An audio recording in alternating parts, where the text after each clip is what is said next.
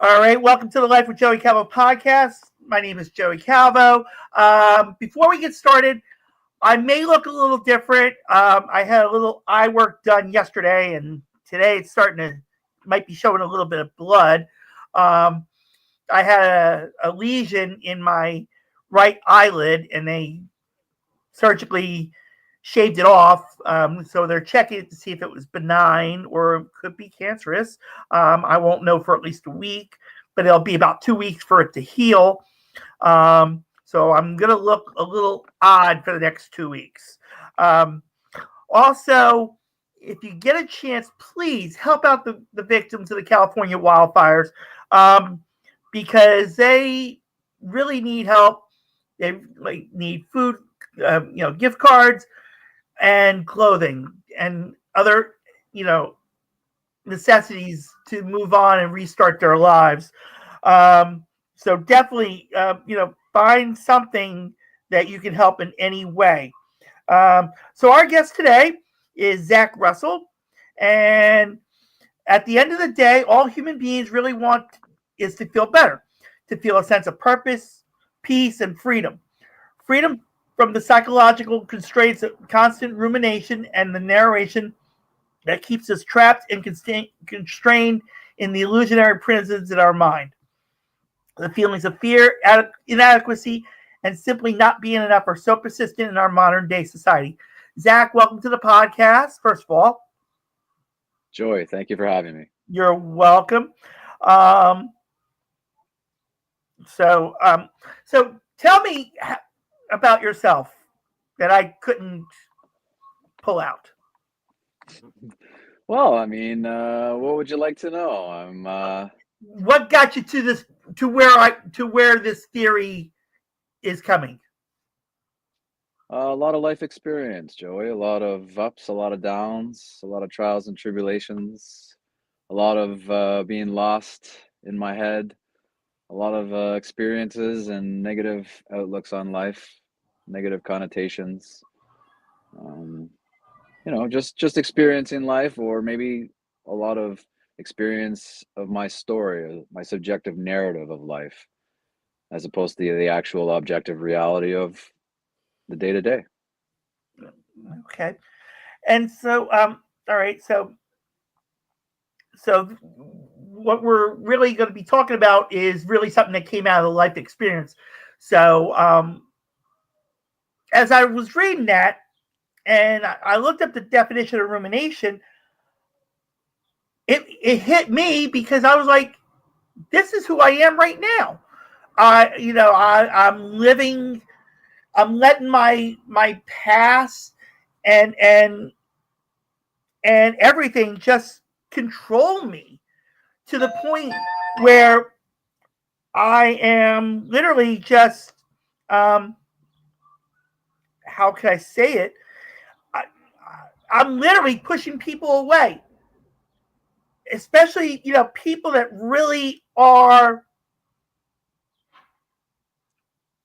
really, really close to me, they've gotten close to me or gotten too close to the point where, like,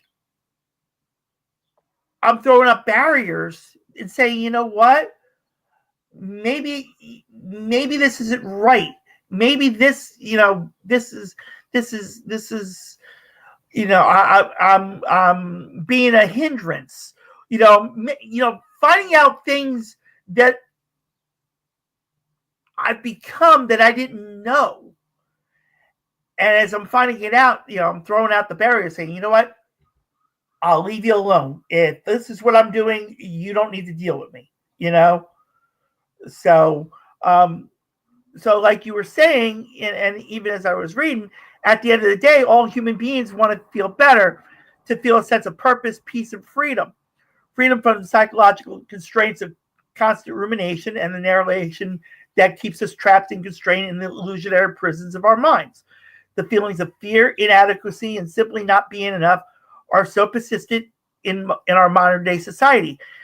And as I was, like I said, as I was reading it and putting it into the description of the video, I was like, this is me. I'm starting to build my own prison and living in it. And like I'm saying right now, fear, inadequacy, and simply not be enough. I'm literally telling myself, I'm not right for everybody. I have one special person who's the number one fan, number one supporter of this podcast, who is literally saying, yeah, you're my friend. I'm like, yeah, but from everything that's going on and what I'm doing and the demands I'm putting out and pushing you into things that, are not good or not, not comfortable enough. That's not a friend.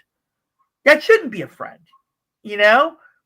And and I'm like, really, just like, like I said, I'm living in my own prison now, and I'm starting to be comfortable in my prison.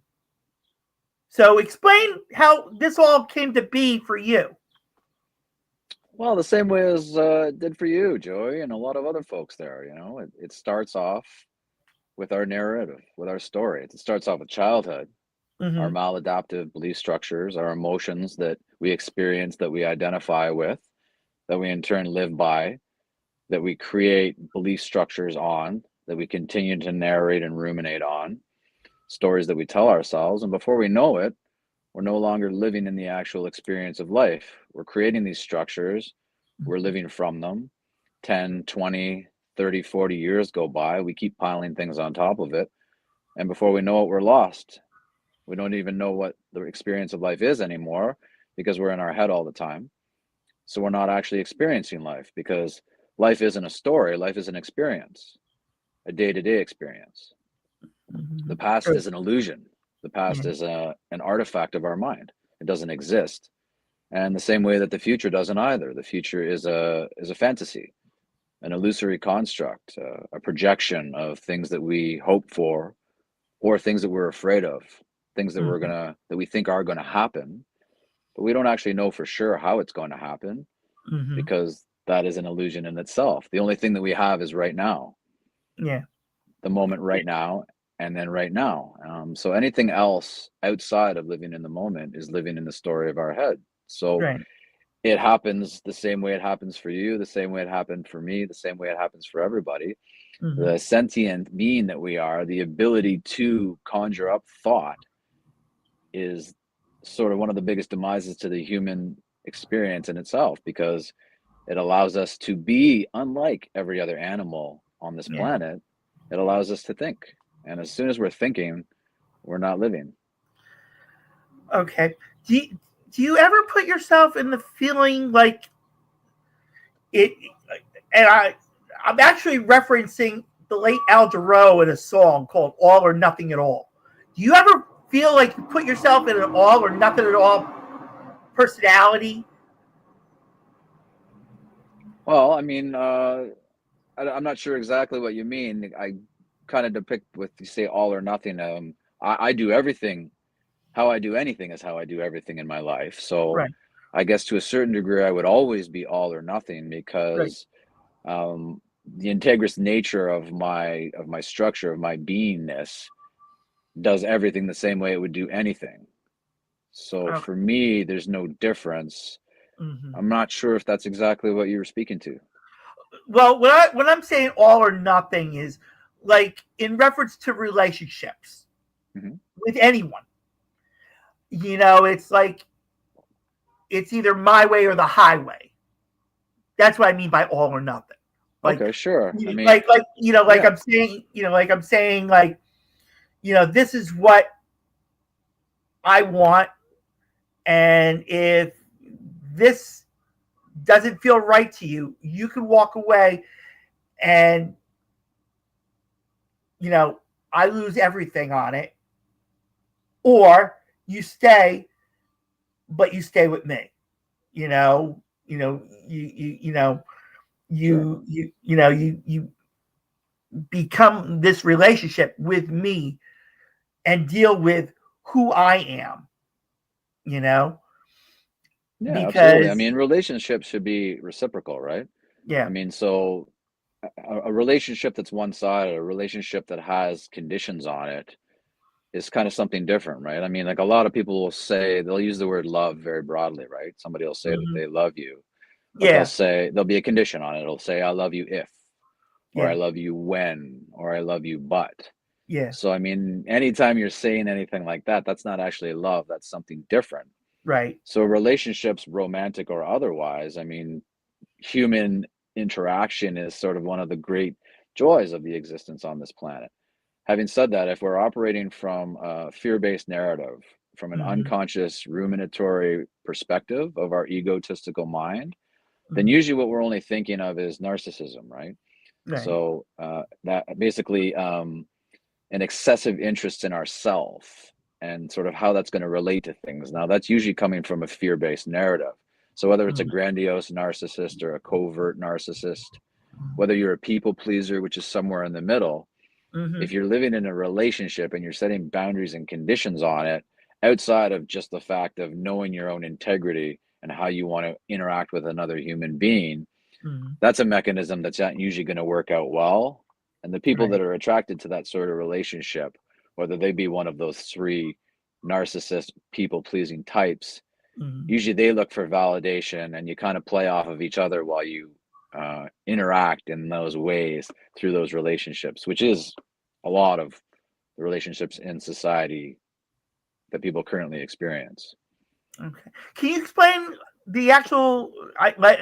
We've been talking about this word so much, um, and I don't, and maybe our listeners don't know or understand what rumination really means.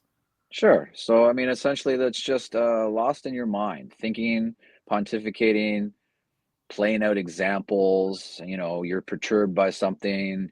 A coworker at work says something to you, your boss, your mother-in-law does something that you don't like, and then the rumination starts. So you get lost in your mind instead of just accepting that human being for who they are and for what they said.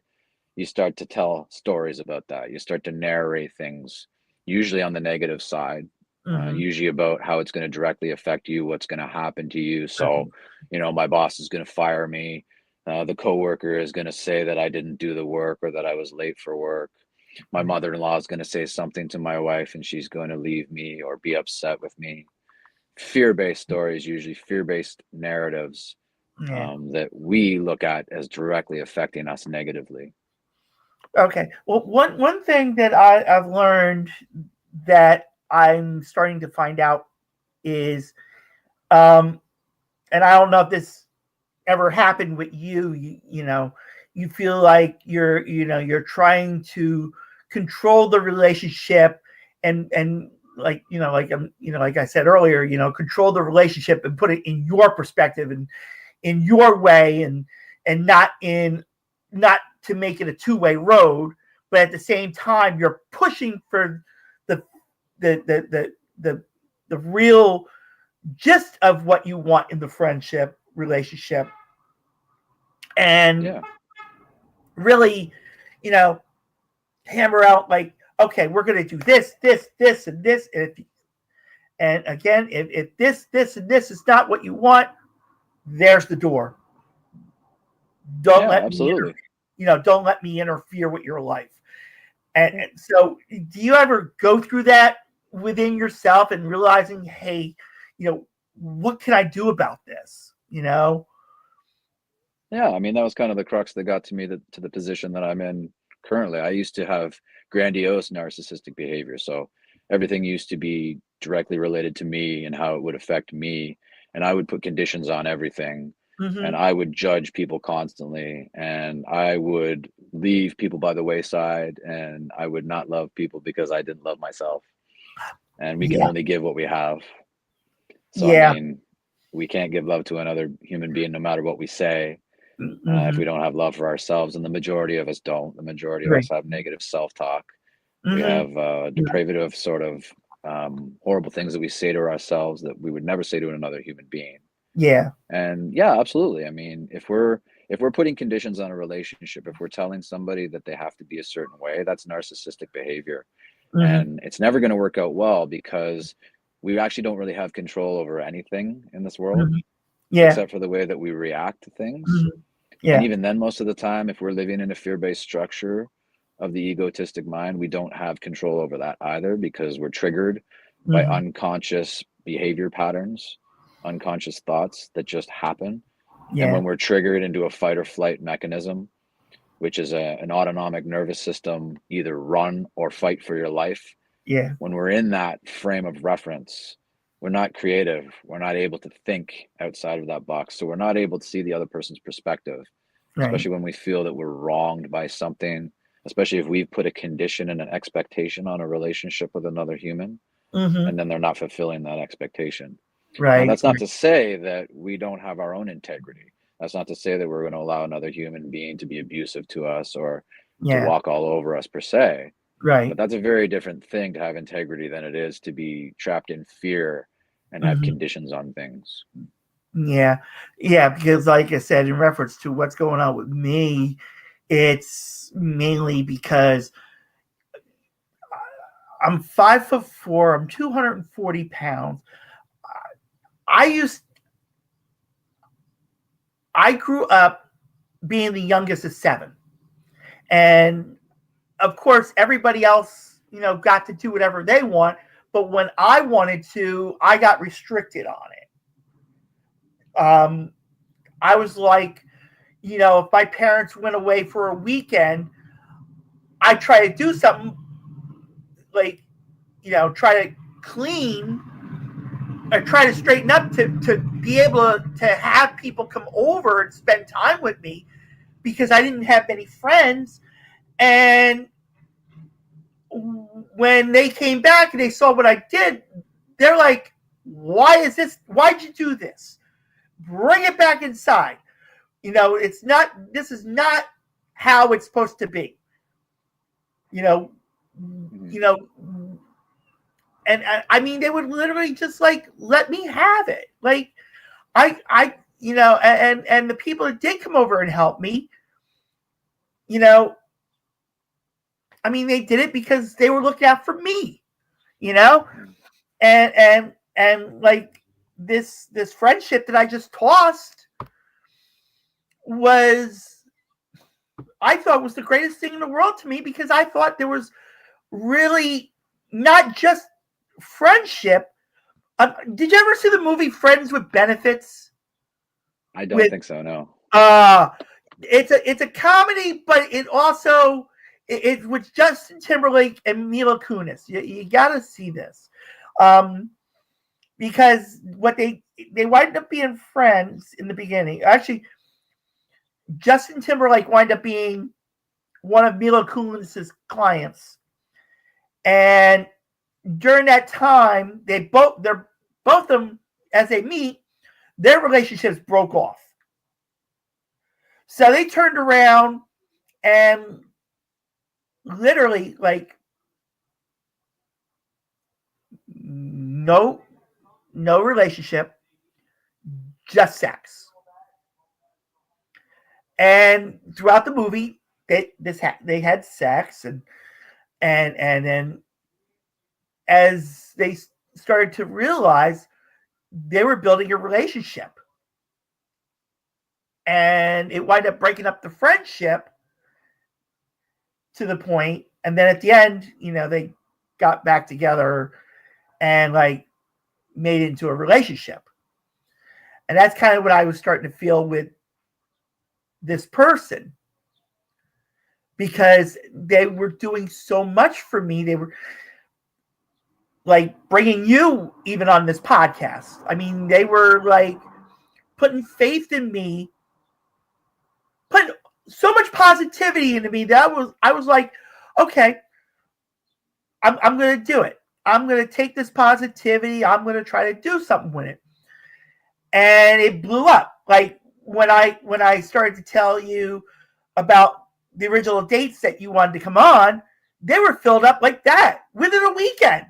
I mean, I was having a mega booking blitz, And at the same time, I was being thankful to this person because this person believed in me and I was feeling the love that they had. But the way I was taking the love isn't the love that I was thinking it was. And I turned around and blew myself up, and I said, you know what? I'm done. I'm done. This is what I thought it was. And we wind up putting it into faith. And I wind up saying, literally,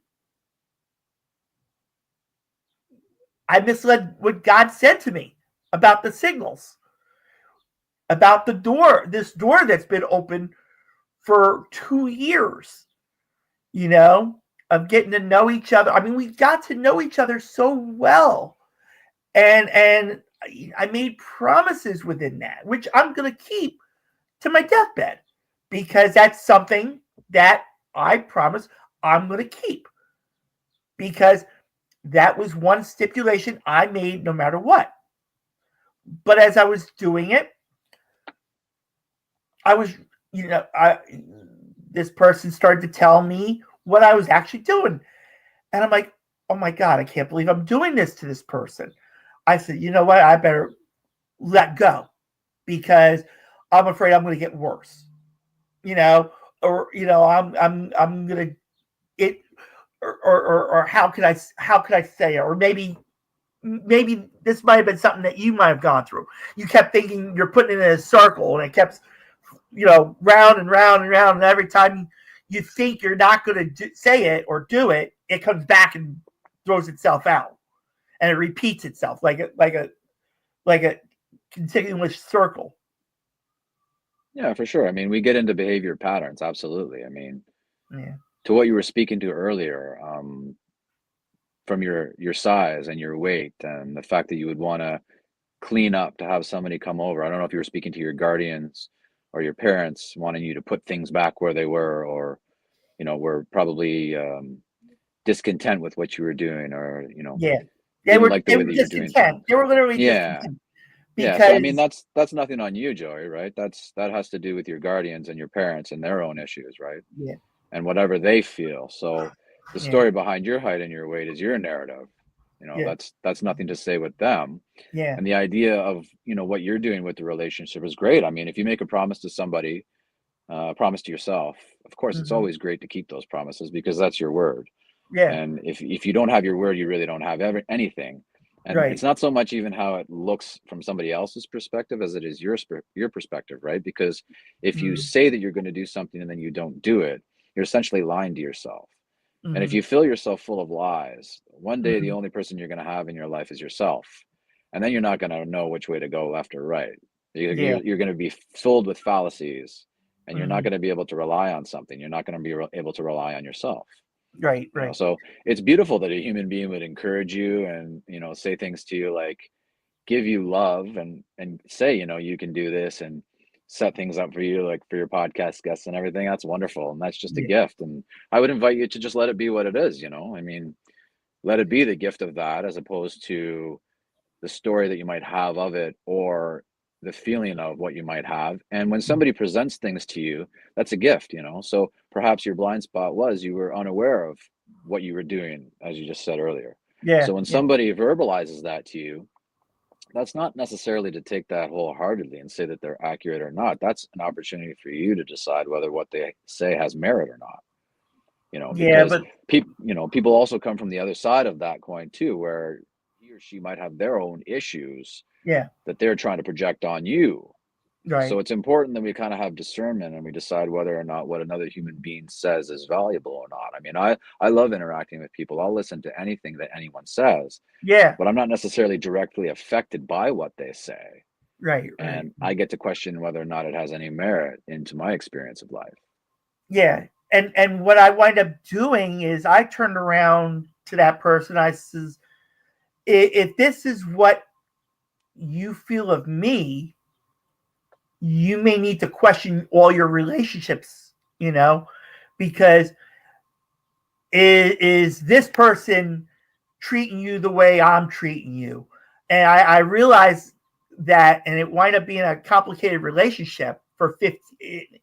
So kind of this Sure. person that I'm associating with now, over the past couple of years, I started to build a lot of trust into it because this person really let me open up to them and really let me, put all my cards on the table, and they did the same thing.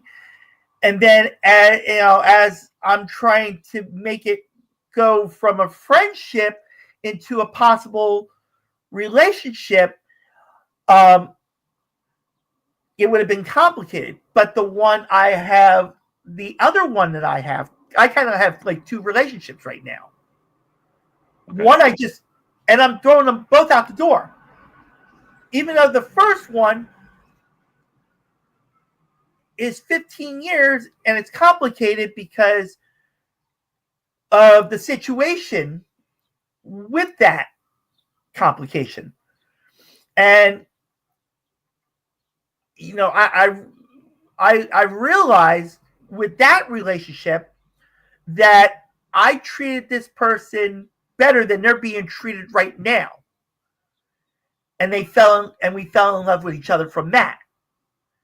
And no matter what I've been throwing out, all the negativity about me and wanting to walk away, that person's like, you can throw everything you want. I'm not leaving.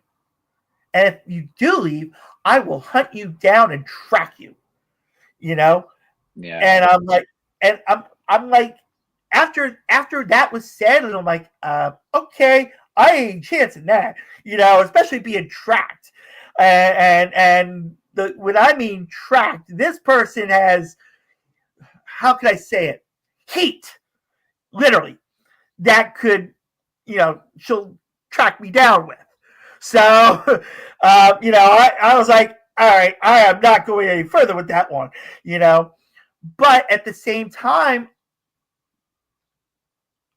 I still feel like I'm a hindrance to that person because when we have that time, something happens before that time comes.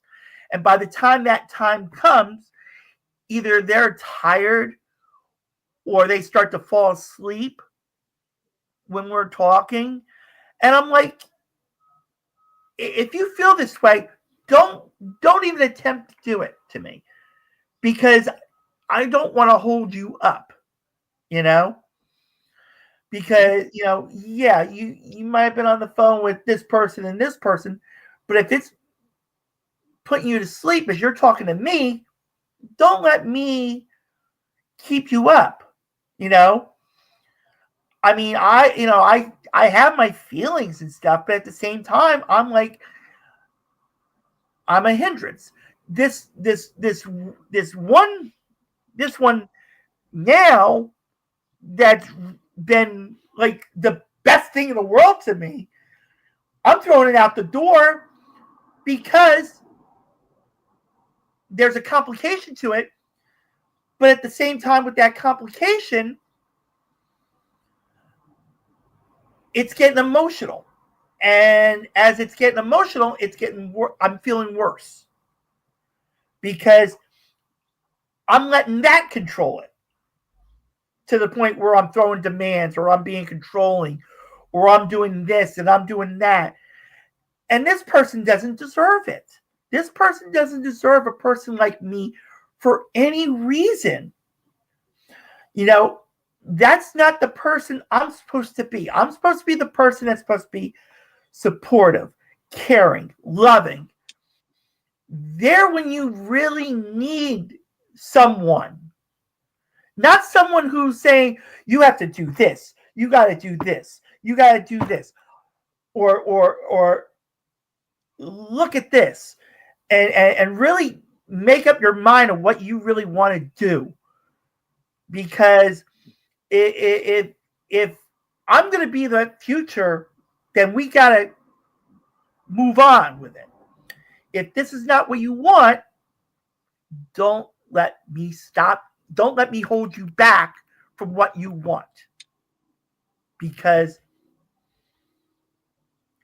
all it's going to do is going to hurt me in the long run if I do. because as soon as I can sense really quickly when I'm making someone feel uncomfortable. I can feel it.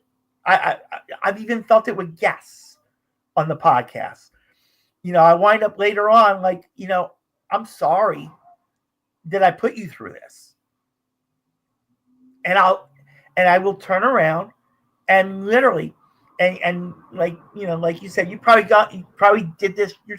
You're to the point where you're knocking yourself down to the point and belittling yourself to where your self-esteem is so damaged, you're digging a hole for it. Does that feel like something? Does that feel like something that you've lived with? I mean, self-esteem is an interesting thing too, right? Because that's in my opinion on the narcissistic scale, right? It's an excessive interest in oneself. So I mean, I would invite you to let go of those ideas and be who you are and explore relationships and explore the things that you love to do just for the sheer fact that you love them.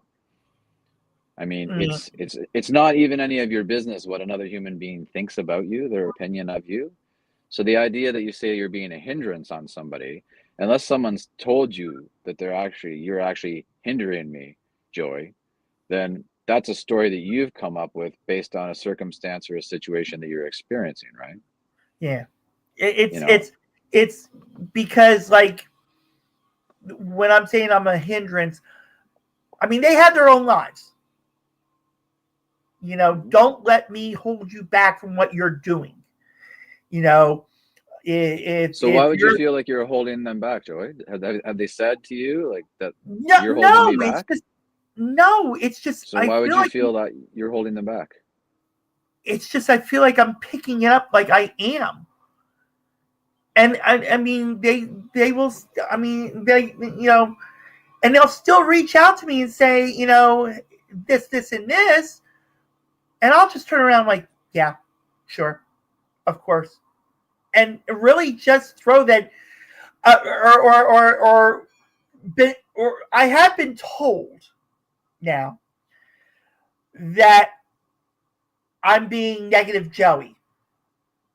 Well, if I'm being negative Joey, that's what I've been most of my life, is because of, like you said, the upbringing and everything in the upbringing you can't let go. Well, that's the thing, you can, right? That's kind of where the nuance of all of this work comes in, and sort of what I do is, if you want freedom, peace, and contentment in your experience of life, then the only way to achieve that is to let go. Yeah. Because what happened to you happened and couldn't have happened any other way, because it didn't. So objectively, it is just what it is, but it's the subjective narrative, the story that we have about what happened, right, that keeps us stuck in that loop, that keeps us, as you said, being negative or having negative tendencies, even from a young age. And as you just said, that's the way I've always been, when someone pointed that out to you. Yeah. So if that's the way that you don't want to be, then I'd invite you to let go of that, move past it, and then you won't be.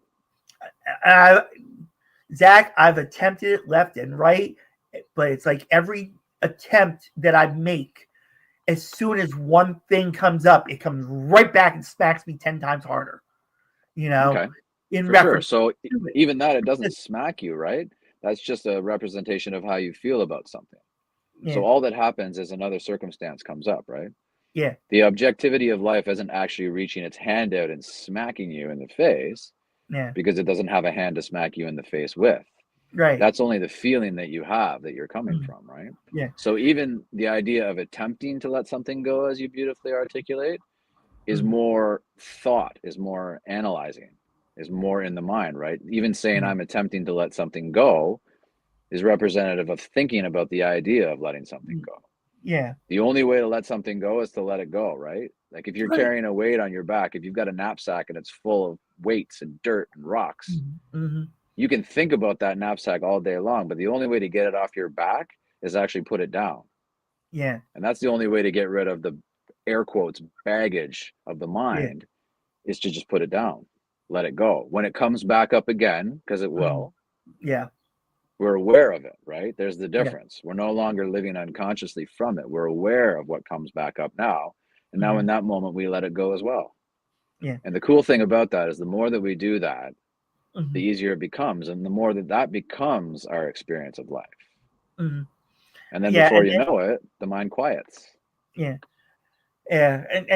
And I will turn around and, when I'm in that mood, we'll say, which I've been calling it mood swings in reference to when these things happen, or when these things are happening to me, I could turn around and I could put on Dr. Charles Stanley or Joe Osteen message, and it's right there, like, okay, this is what's going on. This is what you need to do, but at the same time, leave it to God. And every time I've left it to God, I'm not saying he. I mean, I know in my heart that God's forgiven me and that God loves me and everything. But the thing is, I don't. I will never Right. forgive myself for the one major thing I did in my life, and even in my life that led to that part where I will never forgive myself even more. Each relationship I had before these two, every relationship I had literally cheated on me with someone else because they would turn around to me and say I'm too good for them, that I'm a too goody two shoes, Which or was just a lie on their end, right? Because that somebody who cheats on somebody runs that perspective, again, sitting on the narcissistic scale, usually grandiose, constantly looking for validation, which is why they cheat on you, which is why if you could see, they would cheat on the person that they cheated on you with. And then yeah, they'll keep perpetuating that cycle too, right? So, I mean, I'd invite you to forgive yourself because that one major thing that you just said that you did, the one major thing that happened that you can't forgive yourself for, that in itself is the major thing that keeps you in the same cycle that you're in, yeah, which is absolutely fine. If you enjoy it and you're doing what you're doing, all the power to you. You know, you don't have to do anything. yeah, But if you want to experience peace and presence and contentment in life, I'd invite you to forgive yourself. And I'd yeah, invite you to fall in love with yourself. You know, as you just said, you don't love yourself, yeah, but you are the experience of life. You are love. Most yeah. But amazing degree. So fall in love with yourself. and that winds up being the hardest thing because the one thing. Why is it hard? Why is it Well, the hard? Because reason you why it's think it's hard hard. is because the action that led to why I will never forgive myself is because there's chains to it. There's change to it. No, chains, Oh, like chains. I see, like chains. metaphorical chains or even physical chains. Yeah, Either way. yeah. But Yeah. because those chains I can't break because how can I explain this? And see, I Well, you never can't, talk Joey. You and don't have to explain it, man, because it's like that's a deep psychological ruminatory story, right? Like the idea of shackles and chains on something, and the idea of being unforgivable and unlovable. Those are heavy, heavy duty narratives, right? That yeah, there's no way to get out of those. Like you're mhm, never going to get air quotes get out of those right, because the only way to move past that, the only way to not experience that anymore is just to let go of it. right, You don't have yeah, to think about it. You don't have to figure it out. All the analyzing in the world, mhm, nothing is going to get yeah, rid of that except putting it down. yeah. And I mean, everybody was like, you should go get help. And I turned around. I went to a psychologist.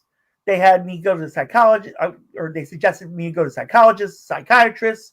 Yeah, they're even And worse. Psychology is one of the worst things that has happened to modern history because all it does is validate what you're saying. You'll go and see somebody and you'll talk about it and you'll think about traumatic things that happened in your life, which actually don't exist. That's just another story, right, stories and from your childhood. And every right, time you revisualize and revalidate the idea of chains shackles, stories, the idea of being unforgiving, unforgivable, the more Yeah. you validate that, right? Right. Yeah. And then they turn around like, well, what are you going to do about it? Well, if I was going to do something about it, why am I here? You know? But Yeah. the psychiatrist, when I told him I was doing these podcasts, he literally said to me, these podcasts are your therapy. And I looked at him, I said, what? I said, do you have a screw loose? How can these podcasts be my, well, I didn't accept it in the beginning. And then I turned around as I was doing these podcasts, I had the feeling like, you know what? He's right. This is my therapy. This is my way of, sharing not only my story, but their story as well. And as we're sharing stories and, what our lives are going through, I'm saying like, okay, I could do this, but at the same time I'm doing this is going to come. And then, sure. when this comes, why bother even attempting to fix it when it's going to come right back and smack you in the literally come at you and say, not allowed. You are the most miserable fucking piece of shit ever in the world, and ugly at the same time. For sure. But who's saying that to you, Joey? That's I your am. talk? Yeah, that's your talk for sure, right? Yeah. But I'd invite you to just realize that that's not true, right? But Those are just stories that are revealing, right? Like, you're actually not a piece of shit. no. You're a beautiful human being. You're actually not regurgitating garbage. You're telling stories and interacting with humans. And it depends on the reason that you're doing these podcasts, right? I mean, I think it's great that you're doing the podcasts, especially if you love to interact with other humans, share experiences and stories.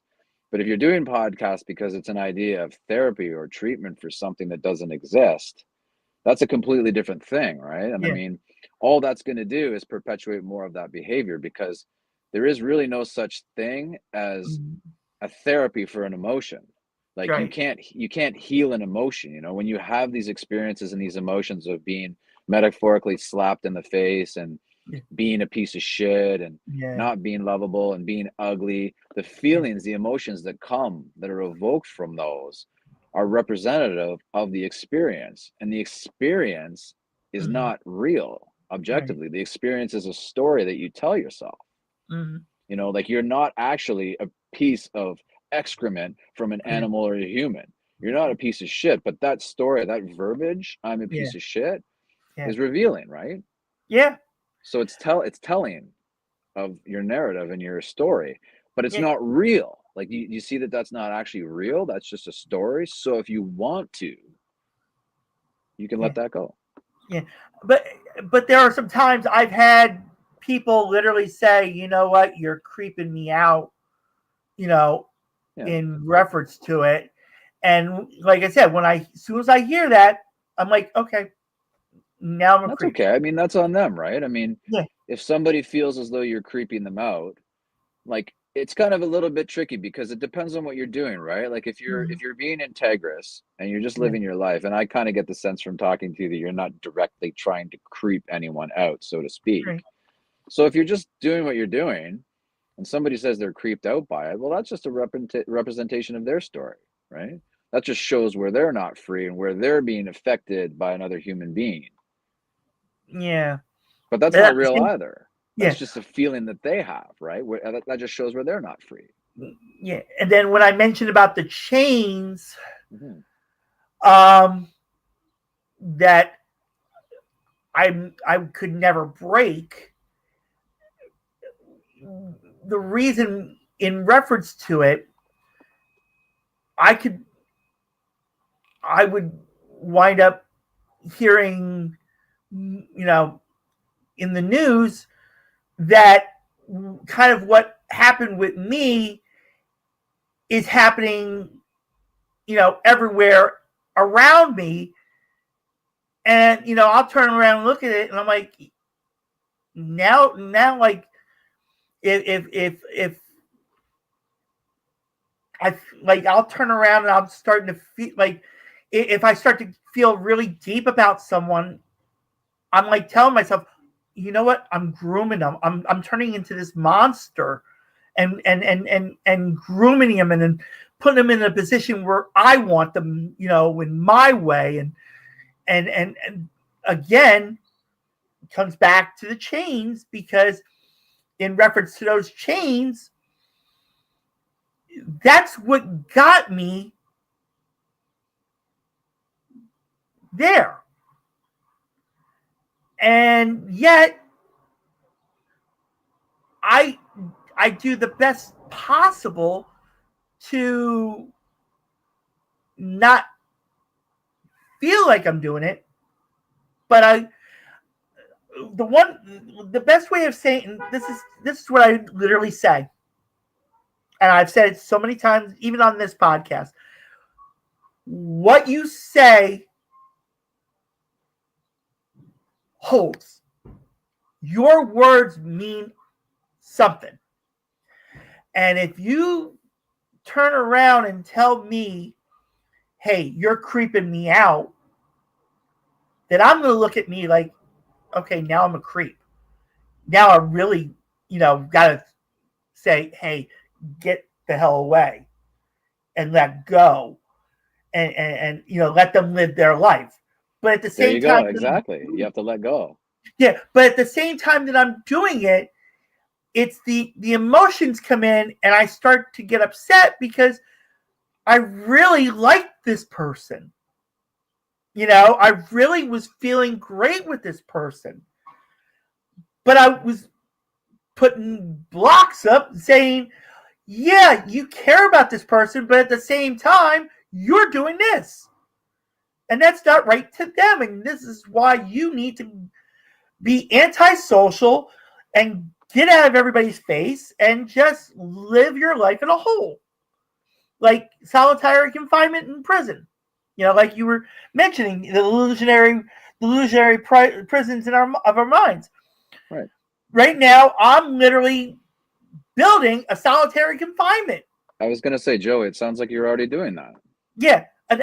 So it's not something that you're going to do, right? It's No. already the experience that you're having. Yeah. And it's based from the chains, and thinking, okay, yeah, I can break these chains, I can move forward, and everybody's like, look forward, and I'll turn around and like, what's there for me to look forward to? For sure. And I'd invite you to realize, Joey, that there is no forward, right? There's no such thing as the future. The future is just another story, just another illusion. Okay. So, all right. So literally what you're saying to me is that maybe I've been correct in saying there's nothing to look forward to. Well, no, it's not correct or incorrect, right? Even that, there's no such thing as right or wrong. I mean, it depends on how deep you want to go with this.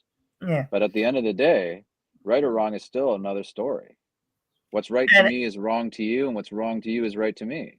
Right. And with both of these relationships that I've been talking about, mm-hmm. The thing is, I really have an emotional feeling for both of them. The one that, well, I'd like to interject if I could, Joy. It's not an emotional feeling that you have for them. It's a story that you're narrating, mm-hmm. that you're telling to yourself, that's giving you an emotional reaction to those. Emotions are just sensations. Emotions are just designed to depict the experience of life.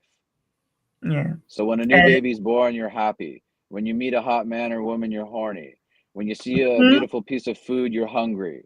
When you go outside and the sun hits you, you get hot. It's just a representation of life.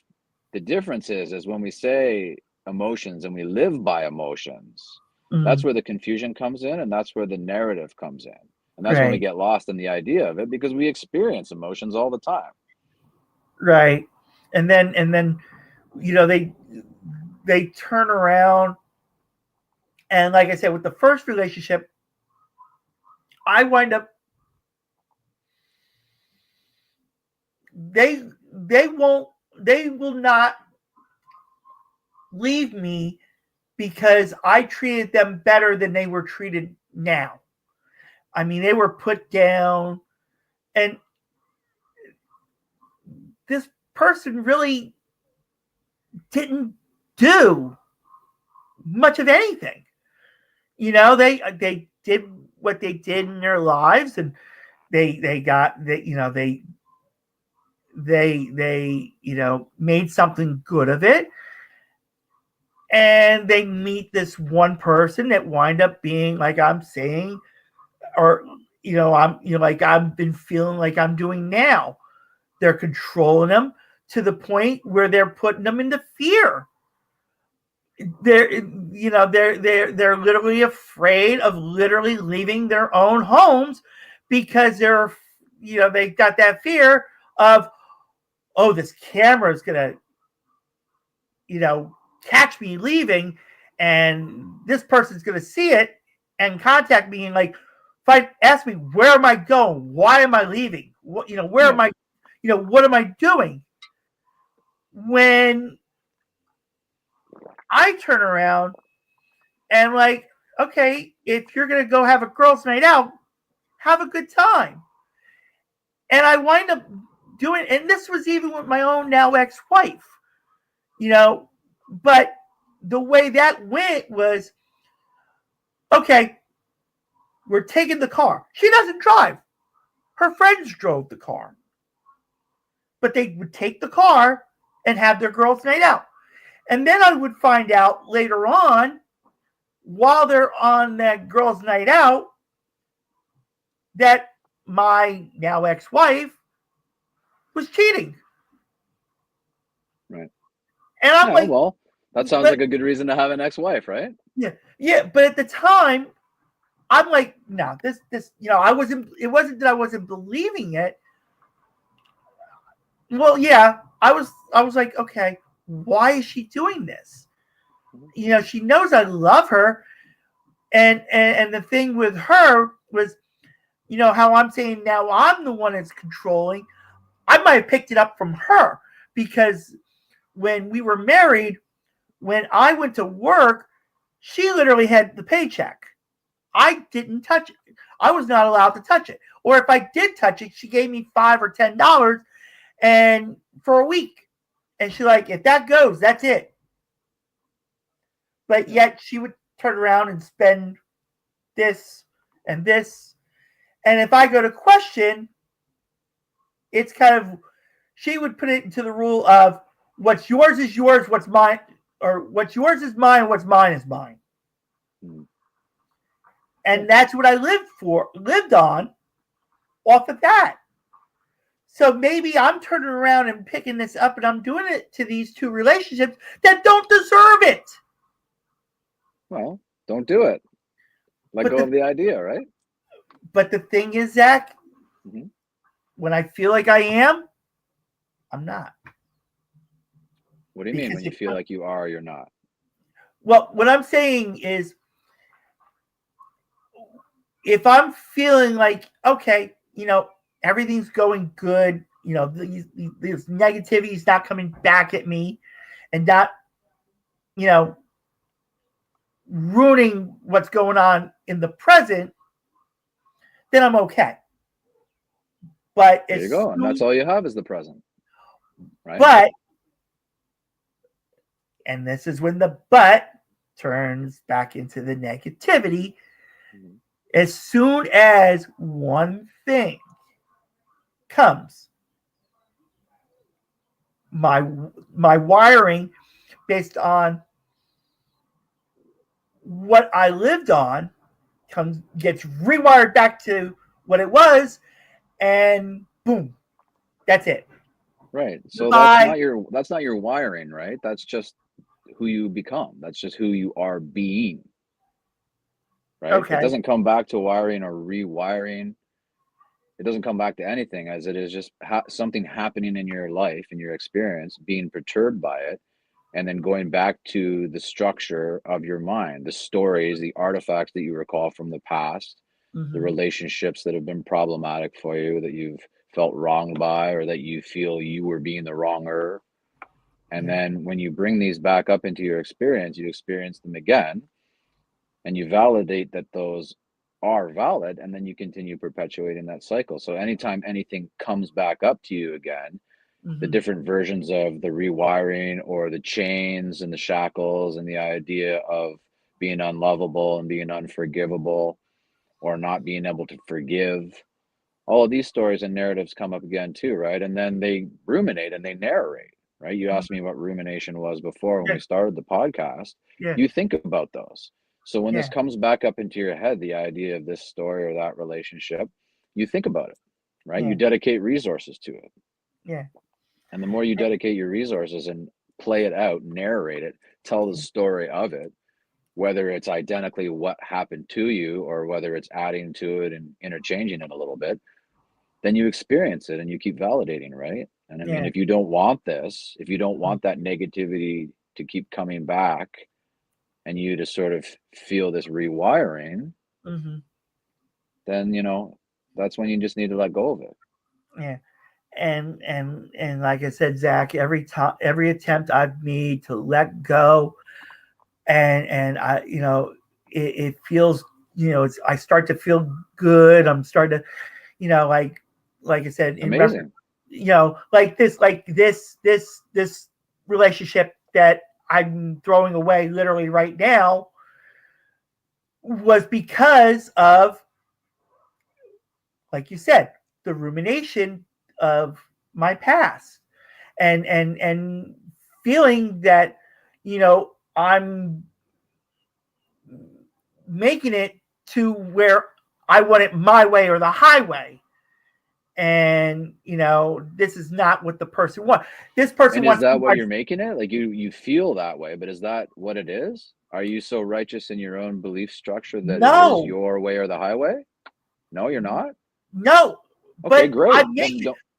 but I make it feel like it is, because It's not a this, feeling, Joey, right? If you make it that way, because I just asked you and you said you yeah, don't. Like, yeah. so if you're not making it your way or the highway, so to speak, Well, then feeling that way has got something different to do. That's not a feeling. That's a structure, right? yeah, That's an objectivity of you can't do this, you can't do that, you can do this, you can't do that, or it's the highway. And you're telling me right now that that's not the way it is.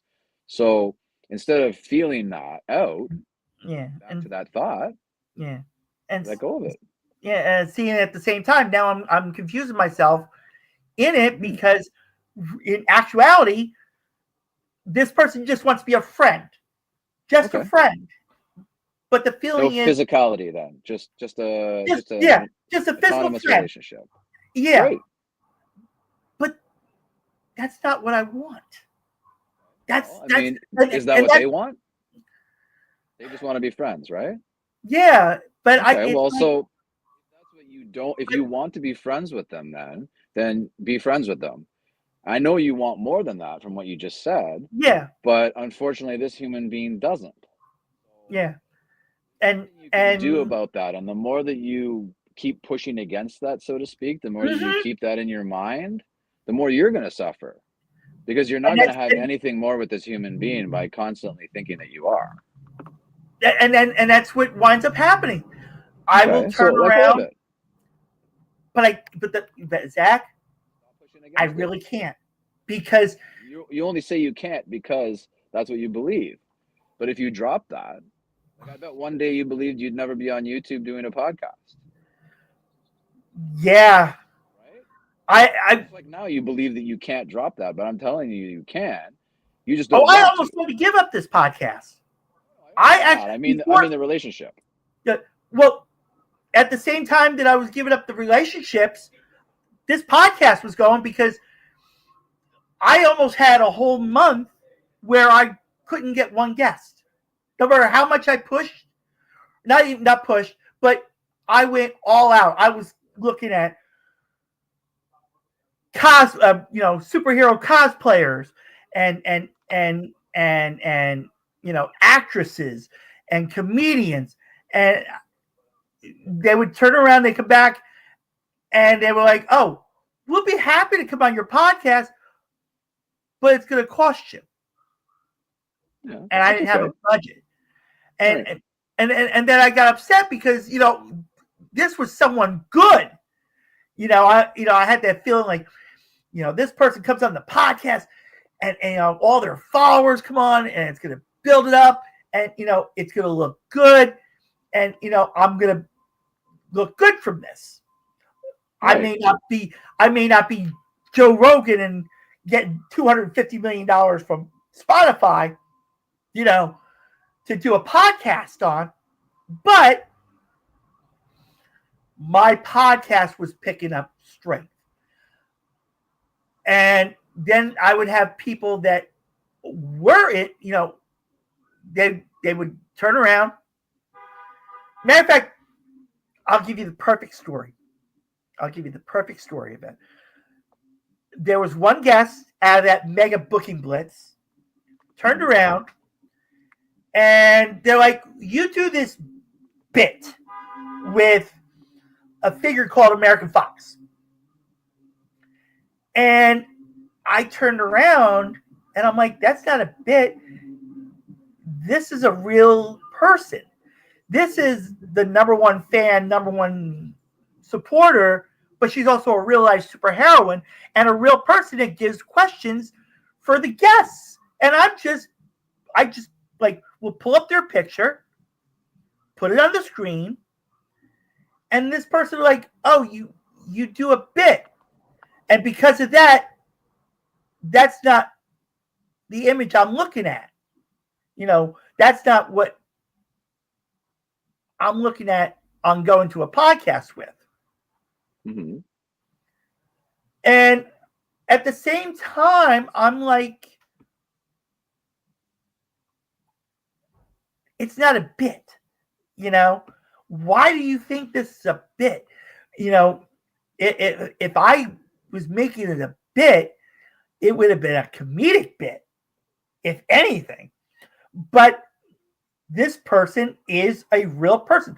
This person's on Twitter. This person's on Instagram. It's in the description even. Yeah. Because I'm promoting them. Just like I promote. I don't know if you remember back in the 80s and 90s, even in the 70s, there was a model you heard of Christy Brinkley and Cindy Crawford. Did you ever hear Carol Alt? I don't think so, no. Okay. Well, Carol Alt has been on this podcast. She may not have been on screen because in the beginning of the podcast, it was on phone. So, we did a 2-part because we tried to do it on Instagram, and Instagram didn't really do too well with it. So we did it to where it wound up being a phone call. And that built into a friendship. But yet I'm comfortable with that. And that's what bugs me. But that's what bugs me more. How can I allow myself? Why are you bothered by it? Because I'm allowing this when this person now, and I'm even interested in model Carol Hall. Okay. What a blessing to have her on your podcast. Right. Well, yeah, and it was, and we actually do talk. Amazing. We do talk, and I mean it's a great thing. But at the same time, it's like I really want to spend time with you because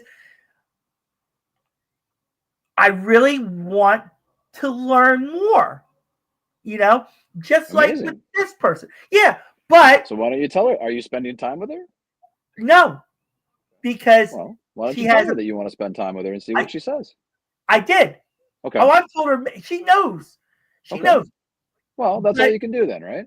Yeah, but being a celebrity, she's either out doing a fashion shoot, or she's doing something else, or and I'm like, okay. I mean, I would have been happy to want to join. Just to even, and that's what I really want to do is I physically want to spend time with them. If you want to be a friend, I want to have physical time to where I can be with you to enjoy things that could make the friendship work. Right. Amazing. But I can't. How can I say this? Everything's now a long distance. And when it becomes a long distance and this person turns around and like I said about the first one of, okay, this one gets all these phone calls when they want to talk to me and not fall asleep. And by the time they get to me, it's 9-10 o'clock at night. And, they're in their bed talking to me. And I know that as soon as they hit the bed, they zonk out. Because when we had that physical time together, when we cuddled up, boom, she was out like a light. Because, she was that tired. But at the same time, that person wind up being diagnosed with scleroderma. So I turned around and I said, you know what? I'm going to turn around and I'm going to start doing podcasts about scleroderma because I want to be there for that person still, no matter what's going on. Mm-hmm. Just like this person. Great. And I'm literally just shut the door on now because I literally wanted to support that person. And I still do. But the emotional feelings I have, it's throwing it in the way. And I'm letting it. And that's what's making me want to shut the door. But at the same time that I'm feeling like I'm shutting the door, God's saying, I'm not letting you shut this door because this door is actually doing something for you. And you're making it close. And you're making it close because you are not getting what you want. You're not seeing what I want. Well, it's all what you want, right? It's all your story. Yeah, So it's all even the idea of God directing you, right? I mean, God is a story in itself too. Yeah, and everything is you. Yeah, and that's when I get told, oh, you know what, you're self-centered and selfish. And one thing I will say, my dad was, and my mother even said it to him. He was stubborn, and I picked up the stubbornness from him. And I'm bringing that out because this person doesn't deserve me like I am. And well, if you don't want to be stubborn, then the only way around that is to let go of that too, right? And the only way around all of it is to let go of it, Yeah, and again, when I attempt to, or I think I am. Mm-hmm. Well, that's the thing. You can't think that you are. There's the difference, right? So, I mean, if you actually want to let this go, I'd invite you to consider my coaching because that's what I do. Okay. Yeah, the thing is, you have to. The crux is you have to want to let it go, and it doesn't sound like you want to let it go, based on the things that you're saying. And the reason that you don't is because of the structure of it and because of the validation that you get from it, from the various humans in your life, starting when you were a child, being raised by your father that you say was stubborn, your mother, your siblings, your experience of life that you've had, and the way that you've narrated things and how it's become, and the idea that things are challenging, right? Like the idea that you can't let go of it, or that you can't, as you said a few times, with the chains and the unforgivable nature of things, right? Yeah. We actually went over the hour, and I'm feeling bad because no, don't feel bad at all. No, I'm saying usually when I tell guests, to pick times, I'm like, I do my best not to go over an hour, but if it gets something good like this, it's gonna, and it happens, I start to feel bad. I'm like, I'm taking away from something else they're supposed to be doing. Like, if you have another, but I'm just saying, this is, again, my workings, and like I said, in reference to this person now that I'm literally closing the door on. I mean, last night I turned around and, the day before, I just stopped. I said, you know what? I'm not going to bother them anymore. I'm going to let them go. And, they saw it. And then yesterday, they didn't bother me. But I kept looking for them because I had that feeling, oh, they're going to be like the first one and, still be there no matter what. Sure. Yeah. So I'd invite you, Joey, to see the contradiction in what you're saying, right? If you're closing the door on somebody, I think what you mean by that metaphor is that you're shutting them out. You're no longer interested in being with them, physically, romantically, in a friendship, however that is. You're shutting the door on that human being to you. And then you're saying in the same sort of breath that you're also looking to see that human being. You're reaching out to that human being. So it's kind of a little bit confusing, right, in itself. If you're shutting somebody out, then you're not actually trying to bring them back in, right? And if you are, then that's probably where it can get a little bit troublesome for you and for your psyche is, which way you're actually going, and which way you actually feel about it, right? Yeah. And then when I turn around and actually do it, I literally am saying I'm at war with my own self on top of it. Yeah, you are. Because I really want this person. I really want to be with this person because I felt comfortable with this person and I opened up to this person and they let me open up. At the same time, they opened up and put trust in me. And so why are you metaphorically closing the door on them then? Because of what I wind up wanting out of it. Well, you just said that you want this human in your life. You want the experience with them for all the beautiful things you just said, right? So why would you close the door on them then? Because I'm looking at the physicality of it, of wanting. And I can't get that right now because one, it's a long distance, and two, it's a complication. Well, I mean, the long distance is objective. The first one, did happen. Right? The first one did happen. We did have that physicality, but we've grown in age to the point where we can't have it anymore.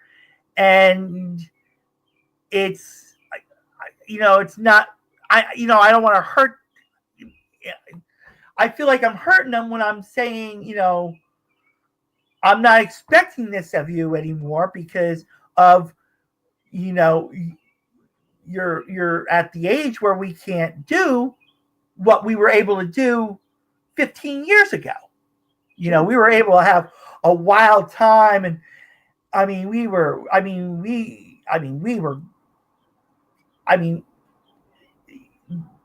there was romance, there was everything I wanted, and it was there. And romance can still be there without physicality. Physicality is just is a physical intimacy, but there's intimacy outside of that too, right? Expectations, Joey, are really tricky. Expectations are the root of all human suffering, right? So I'd invite you, if you enjoy this human being and they add value to your life and you add value to theirs, I'd invite you to just let it be what it is. Let go of the expectations and be with them remotely, be with them from a distance, be with them physically if you can, and if you can't, then that's okay too. Just let it be what it is and enjoy them for what they are and for what you are. Again, like I said, I attempted to, but it's like that's the thing. There's no attempting to, right? Like the attempting to is back into your head, coming up with a way of not, because either you are or you're not, right? Like, so if they can't be physical with you right now because they're at a distance, then you pick up the Zoom or the Skype or the phone. And if you don't pick up the phone, then you don't pick up the phone. That's not something that you can't do. Either you do it or you don't do it, right? You're more than capable of doing a video call with someone or an audio call. And that's what I wanted to do. So do it. That's it. No expectations, just do it. This person didn't want to do it right away. Different story, right? So that's fine. If the other human being doesn't want to be reciprocal with you, then that's a different thing. And that can be, that hurts. I get it. And it's okay to hurt. Yeah. Don't live from that place of hurt. So feel the hurt for what it is. Don't make it worse than it is. And move on with your life. Yeah. And that's what I'm doing is I'm beautiful. but I'm at the same time I'm saying goodbye to everyone on it because I'm going to wind up doing it to the next person and the next person and the next person. So that's why I'm telling myself, why even bother? Well, you're not doing anything to anyone, Joey, because you just told me that you want to be involved with this other human, but they don't want to be involved with you, right? Is what you just said. So you're Yeah, not actually doing anything. It sounds like you want to be involved with them, but they don't want to reciprocate with you, which is in the fine. I way mean, I'm it's looking at it, you sure. know, So it's hurtful. I get it, but there's and going to be nothing that you're going to do with another human and another human and another human right, because it's not your end of it. Your end of it is sounds like you want to be romantic, you want to be physical, you want to be personal, you want to right, have a relationship of some sort, but they don't want to, from what you're saying. So that's or not not at you this doing time, anything. Well, okay, that's okay too. I you know, mean, maybe at another and time, I was okay with it to a point, right? and then when I did attempt to want to spend some physical time, Hmm. they weren't comfortable yet, and I got up, you know, I got upset, Of course, and that's okay. and I It's was, hurtful. but at the same time, I didn't let them go yet because I didn't. I turned around and I wind up, which was the oddest thing was I was able to understand why that happened then, but why am I, you know, turning around now and not accepting what happened back then and letting it go for that? Because it's what your ego wants. Your ego wants something from this human being that you can't have. And to what you're speaking to, you wanted to be physical with them and they didn't want to reciprocate. And Right, your ego didn't like that because that's what right, you wanted. right, And when we and don't get what we like, our ego gets upset because the ego yeah, wants righteousness. And that's yeah, okay. yeah, So you just let and it at be the what same, it is. You feel the hurt from that. yeah, It's an but at the emotion, and same emotions are time, designed to replicate what's happening in the experience. So that experience was hurtful. You let it be hurtful. You don't resist that either, because that's just going to perpetuate more hurt. And then you let go of that and you move on. And if at some other point in time in this experience of life that human being wants to be physical with you, and assuming you still want the same thing, then the two of you convene then. well, this is how the person wanted to do it, being long distance. They wanted to do a virtual. Yeah. And that Well, doesn't sound like something you want, right? well, because eventually I'll want the physical to it, Well, and I mean, and eventually doesn't matter, right? Because eventually doesn't exist. yeah, Eventually is just a story of something that doesn't exist. So right. I would invite you to let go of that story. If a human being wants to do a virtual something with you, and that's something that you want to do with that other human, then do it. You're both willing, you're both adults, do it. Don't worry about the future or don't worry about what you think you might want in the future. What actually probably happens realistically is you're tricking yourself into the fact that you want physicality now and you don't really want the remote video. Right. That's what Right. it is.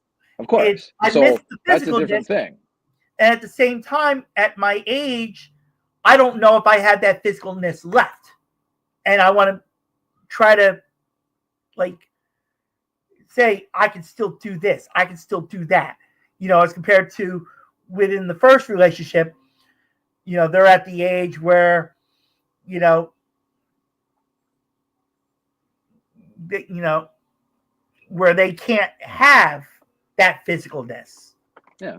you know, and I had to accept it, but at the same time, But you haven't accepted it, you see? That's the no, no, problem.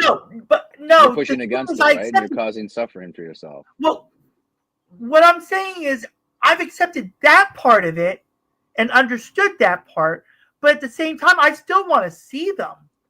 Okay. So see them. That's where the complication comes in. When I That's said not earlier complicated. That's about the easy. well, remember Either I you said see there was them a or you fear don't that, see them. but what I'm trying to say is they know that I want to see them and they want to see me, but the complication is if how can I say this? And it's going to throw everything I'm saying out the door. Perfect. Throw it all out the door. Let go of them. But the thing is, when I said that this person fell in love with me because I treated them better than their own husband. That's in itself an issue too, if that's actually true, because if they fell in love with you because you treated them better than their own husband treated them, then it sounds like their own husband and their relationship was somewhat abusive, less than ideal, not love, best case scenario, neutral. So if they're coming to you because of that, that's not a real true love, right? That's another condition. That's a better than, worse than thing, right? That's more stories. Well, we wind up both being the same way. My ex-wife, when I said about, what's mine is what's hers is mine, what's mine is what's mine is hers, and what's hers is hers. Mm-hmm. Well, in reference to her, he literally put fear because he went out and put cameras all over the place. And he looks at those cameras.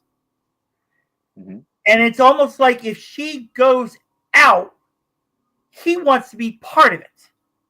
Mm-hmm. And he's not happy if he's not part of it. But I mean, that's your ex-wife, right? That has nothing to do with you. Oh, no. The ex-wife's a whole different thing. Okay. Well, this is nothing to do with you, right? This is her partner and his cameras, right? I mean, that's her choice. She's choosing to live with the cameras or not, and take part in the relationship or not. And I keep telling her, I kept encouraging her, she can fight that and come out, because he should not put you in a and it's almost like what I'm telling her is what I should be telling myself. Right. And that's so. I mean, don't tell anybody anything, right? And well, that's why I turned around now and I said, you know what? I'm tired of fighting, because don't fight. Let everybody be who they're going to be and live their lives how they're going to live, right? I mean, if somebody's not asking you your opinion or advice directly, even if they are, probably less than ideal to give it. But if somebody's not, I mean, it doesn't matter what you say or what you do. People are going to do what they're going to do, right? Right. And like I said, that's why I turned around and said, if this is how you feel, then I better just get out of the way. But yeah, absolutely. Just let her live her life. And when I do say that, again, they will not let go. I mean, we got it to the point where we wind up doing our own separate thing to where we both have something that we can talk on. Like we have our own phones. Mm-hmm. In reference to, and how we get together. She has another line with him for them when they talk and everything else. Okay. So what she does is she hides that, what we have, so he doesn't see it. Mm-hmm. Because if he found out, then the heat comes out. And when the heat comes out, I may not live to see the day. So, I mean, why would you want to be involved with something like that? The thing is, I've been leaving that door open for her to go. She's deciding not to go because she is happy with what's going on. That's her decision, right? I mean, that doesn't have anything to do with you. That's her experience of life, not yours, right? Right, but the thing there's nothing you can do about that either way, other than remove yourself from the situation and live your life, your experience. But the thing is, she doesn't want me to be by myself. Well, I mean, again, that's her perspective, not yours, right? Yeah, because of, again, how I treated them. I made them. What I did with the first one is what I wanted to do with the second one. I wanted to put them up on a pedestal and praise them for being there and being the support and doing this. Yeah, of course, because that's how it affects you, right? Yeah. But yourself, as trying to I'm doing pedestalize that, people in order to validate how you feel about things, right? yeah. That doesn't have anything to do with them. But again, like I'm saying, when I'm doing that, I wind up doing something that I get told, and I'm gonna go right back to saying, okay, if this is what I'm doing, I'm out of here because I don't want you to deal with it. I don't want to put you through this. For sure, but you're not out of anywhere, right? Because you have separate lines and you're still engaging and you're still pedestalizing, as you say. Yeah, but So you're not I'm really talking out of even more with anywhere, this. right? Yeah, but even with this second one, I literally did shut the door for a day. And But literally, that's not doing anything realistically, like shutting the door metaphorically for a day. I mean, even if you shut the door for a week or a year or a couple of years, if you're still reopening the door, if there's still a connection to the two entities, then you really haven't moved past anything, right? You really haven't and allowed that's anyone to be who they are, right? right. And like look, and like I'm saying, when I do open up that door, I will wind up literally inserting my foot because I'm going to wind up doing the same thing again, and it's going to come up So don't again. do it. Don't open the door. But that's the thing. Right? Let go of it. Move on. The thing is, when I do want to close that door, then I'm regretting why did I close that door? Everything was, this person really was enjoying who I am and was really doing something for what I'm doing.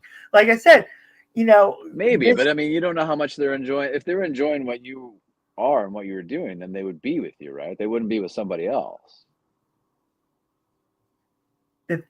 the thing is, in reference to the first one, that person literally, if they did do anything, loses everything out of it.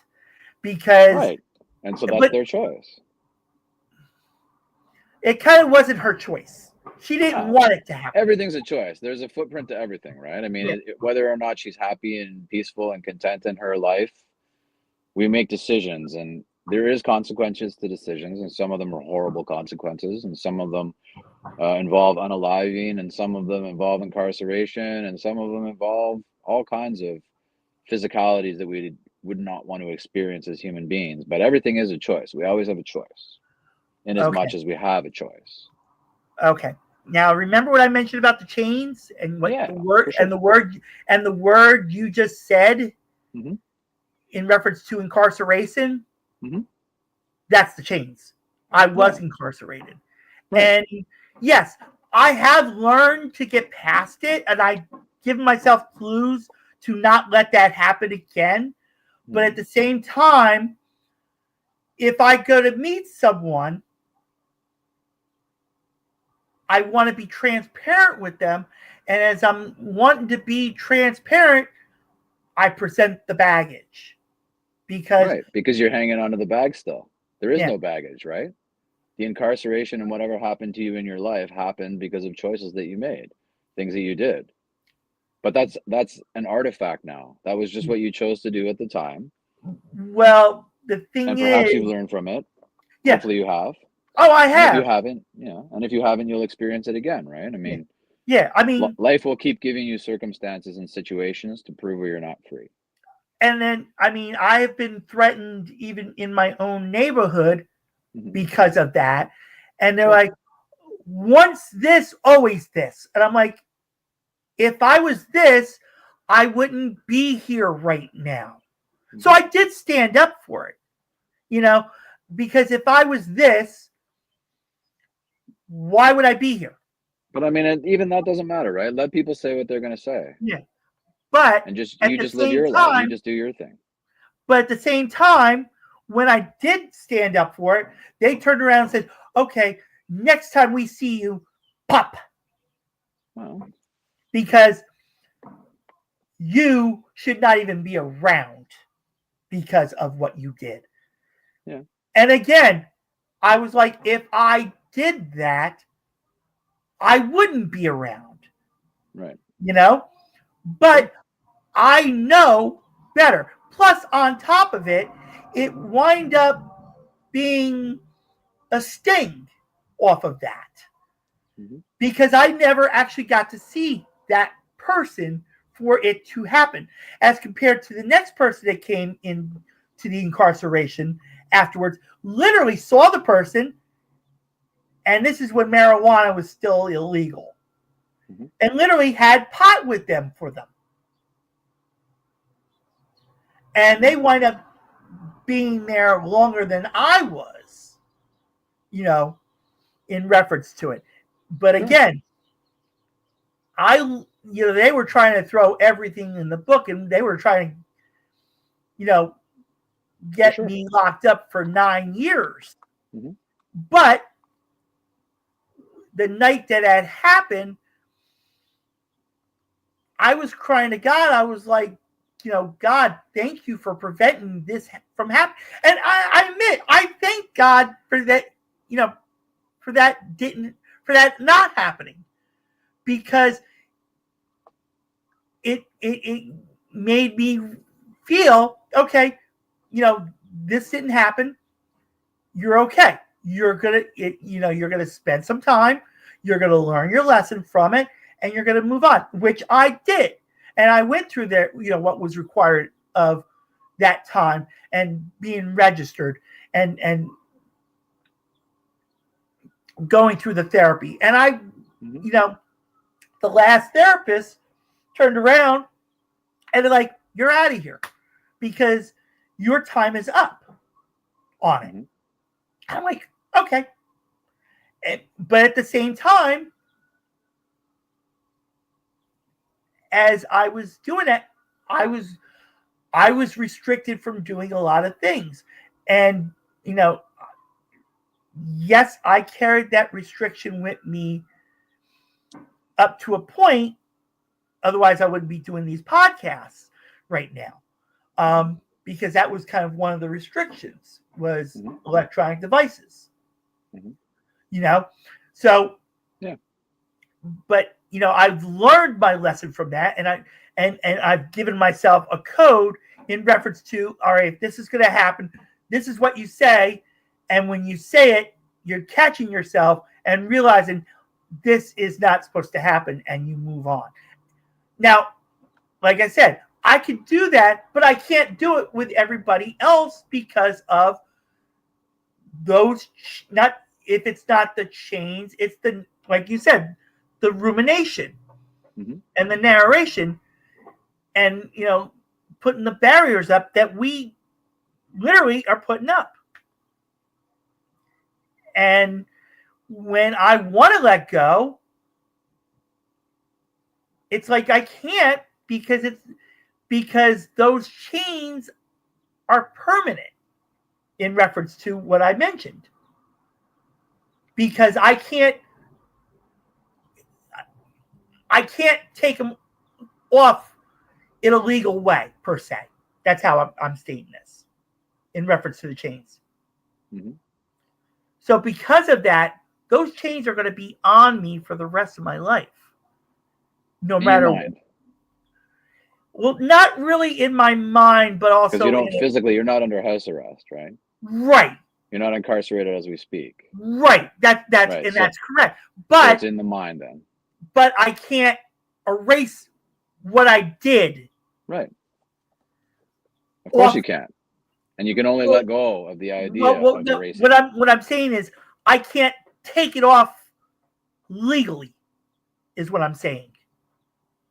Well, it's not an objective thing. There is no legally, because the charge that I have can't be taken off the books. Right. So it's still, that's what I'm talking about. Yeah, for sure. That's what I'm saying about those are that's what I'm saying are the chains. Yeah, that's a government stature of something that happened against you that prevents certain things in the world. Whether it's travel, whether it's possession of certain things, whether it's visiting certain areas. Absolutely, for sure. Yeah. So there's physicalities within the world. Yeah. But the story behind that, yeah, the idea that you still have chains on you is a metaphor. Yeah. But yeah, it's a metaphor. But like I said, I can't erase it. to No, for where, sure. like, Because there's a footprint to everything we do, Joey, yeah, right? that's Every that's what action I'm has a saying. reaction. Yeah. I mean, I Right? can travel. Like, I can travel. That's not the problem. Yeah. It's just wanting to have a what I would say a clean slate will never happen. Well, you don't have a dirty slate, right? All you have is now. But So it depends how you live in your life, right? I mean, you have charges against you from what a government's said, from what a prosecutor, from what a justice said. yeah, But that is just what it is, right? It does prevent you, like I said, from certain things. But yeah, the idea that you can't have a clean slate, I mean, there is no such thing because all you have is the experience of right now. right, So as you move forward in your life, there is no forward even. There is only now right. and right now and right now, every moment. Mm, Every moment is a clean slate. Every moment is an opportunity for you to follow what you love, let go of the things that don't serve you, form the relationships, do the podcasts, whatever it is that you love in this world. Follow that, harbor and foster that, yeah. and let go of the Well, things that don't serve you. well, in reference to the podcast, the only reason why this podcast wind up continuing was because, like I said, about that number one fan, number one supporter, Yeah. real life superheroine. That's the person now that I really shared a lot with, that I physically and emotionally fell in love with, because when we shared our stories, the chains, even though they weren't broken off, but they were loosened to where, okay, it's not as bad on me. I mean, yeah, what I did was bad, and what this person did was less bad, but I was, I felt that, okay, we both went through something of the same, well, not the same type, but we both were incarcerated per se, as Sure. an example. And that's what loosened the chains up a little, because it was like, okay, this happened to both of us. And even though we both got over what we did and moved on to better things. But you didn't get over what you did, right? Because you're No, still living it, right? I, It's I, front and center in your psyche and your experience. So, and I mean, even the loosening of the chains, it feels better for the ego to say, that was slightly loosened, the chains were loosened. But I mean, that's like being a little bit pregnant, right? yeah, You can't be a little bit pregnant. You're either right, pregnant or you're not pregnant, right? So right, you're either shackled physically, yeah, metaphorically, or you're yeah, not, right? right. And you're no longer shackled physically, Yeah, but it's you're just a definitely metaphor. shackled metaphorically, Yeah, yeah. right? And, But you don't have to be if you don't want to. but again, if I go to meet someone new and be the transparent and mention that time, Well, you don't have to be transparent, right? Like the idea that you have to be transparent with someone new that you meet is again a structure of the ego and a deprecation of the character that you feel that you are from the things that you say are unforgivable that you did, right? People don't need to know things, especially when you meet them. When you meet a human being, be the experience of meeting that human being. Let go of the rumination and the narration and the stories that you have to tell them in your mind, the right? things that you think you need to do, and just meet them. Yeah, And that's it. Take a deep breath. Hi, my name's Joey. And away yeah, we go. yeah. You And don't and have to tell people anything. and the interesting thing was, I did meet someone, but the way that the person met me was kind of like how I met the second one, but they actually Googled me. Mm-hmm. They found my email via Google and reached out and said, "Hi, my name is this. I'd like to get to know you." And as I was getting to know them, I'm like, okay, now I'm starting to be the one that's like worrying, like, like, why is this happening? And then I turned around and looked at the shackles, and like, I was like, all right, this person could be, they say they're this age when they're not. And I started questioning everything. And that's what I even said to the middle person that I'm really interested in physically. I was like, you need to question everything within you. Is this person really who you want to be with the rest of your life? Is this person... Don't even worry about that. Let go of that idea, because you don't even have a rest of your life, right? Right.